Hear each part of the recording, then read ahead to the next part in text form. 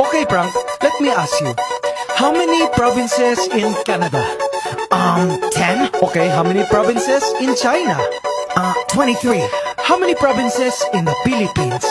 I don't know. How many? Believe it or not, 81. Abra, Kalinga, Aurora, Laguna, Maguindanao, Ifugao, Isabela, Aklan and Basilan, Sulu, Biliran, Leyte, Cagayan, Bulacan and Palawan, Batanes, Batangas, Bohol, Guimaras, Agusan del Norte, Agusan del Sur, Capiz, Cavite, Bataan, Masbate, Ilocos Norte, Ilocos Sur, Tadlac, Tawi-Tawi, Cebu, Sarangani, Camarines Norte, Sorsogon, Congus de la Valley, Quezon, Zambales, Camarines Sur and Bukidnon, Zamboanga, Sibugay and Del Sur, Albay, Zamboanga del Norte din, there's Pampanga, Nueva Ecija, Nueva Vizcaya and Camiguin. These are the Philippine provinces. Every Pinoy in the world comes from one of them. Mabuhay! These are the Philippine provinces. There are 7,107 islands. Davao Oriental and Occidental, Davao del Sur, Davao del Norte, Negros Oriental and Occidental, Siquijor Mountain, Southern Leyte, South Cotabato, Catanduanes, Sultan Kudarat, Pangasinan, Misamis Oriental, Iloilo, Nogon Samar and the eastern one, Surigao del Norte and del Sur, Misamis Occidental, Samar, Lanao del Norte and del Sur, Oriental Mindoro and Rizal, Benguet Antique and Marinduque, Dinagat Islands, then Romblon, Quirino Apayao and Cotabato, Occidental Mindoro, La Union.